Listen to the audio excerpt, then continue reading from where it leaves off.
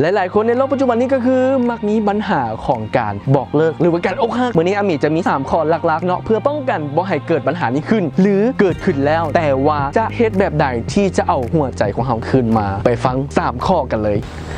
และขอทำอีกเลยก็คือการเปลี่ยนแปลงหรือการพัฒนาตัวเองคือความหมายว่าการพัฒนาตัวเองในบอนนี้กับหมายความว่าการที่แบบเฮาบ่เคยเซ็ตผมออกจากบ้านบ่เคยแต่งหน้าบ่เคยแต่งตัวที่แบบว่าออกสไตล์ทันสมัยพัฒนาให้มันทันสมัยขึ้นข้อนี้แหละจะเป็นข้อหนึ่งเด้อที่เฮ็ดให้ฝ่ายตรงกันข้ามที่เห็นเฮาในแบบที่2เขาจะโหมันเปลี่ยนไปเว้ยโหมันแบบมันคือดูดีขึ้นเว้ยอีหยังประมาณนี้ว่ามันเป็นเสน่ห์ที่บ่สามารถซื้อด้วยเงินได้ลองไปเฮ็ดลองเบิ่งข้อที่2คือการเปิดใจให้กว้างความหมายในที่นี้บ่แตกต่างอย่างกับการที่แบบว่าล้มหลายคนบ่แม่นแบบเฮ้ยล้มหลายคนซีเรียสบ่ได้เพราะว่าคนที่แบบเฮาฮักเขาเจ้าจากนี่แล้วดิเขาก็ต้องเปิดใจให้กว้างไผแซดมาโทรมาลมโลดบ่ต้องไปซีเรียสบ่ต้องคิดว่ากูมักกูเก้ากูจังได๋กูก็เอาต้องเอาผู้เก้าสินะโอ้ยถ้าไปคิดแบบนั้นนั่นใจเฮาก็จะแบบค่อยไปตามเขาเฮ็ดให้ตัวเองเนาะเอิ้นว่าเสียคุณค่าในตัวเองฉะนั้นการที่เฮาล้มหลายคนบ่ได้หมายถึงว่าเฮาบ่ดีบ่แม่นล้มเพื่อเลือกลองไปปฏิบัติลองเบิ่งเปิดใจให้กว้างๆเรื่องเน่าๆเรื่องเสียๆให้มันหายไปตามอากาศข้อที่3หยุดแซดโทรและหยุดการติดต่อหาจากส่วนขณะหนึ่งเพื่อว่าท่านเองจะได้เฮ็ดให้ตัวเองมีคุณค่าหลายขึ้นกว่าเก่าเพราะการที่เฮาไปเศร้าซี่จุกจิกจู้จี้เขาจะคิดเลยว่าเฮาเองนะฮักเขาหลายสุดท้ายเขาก็เบื่อเฮา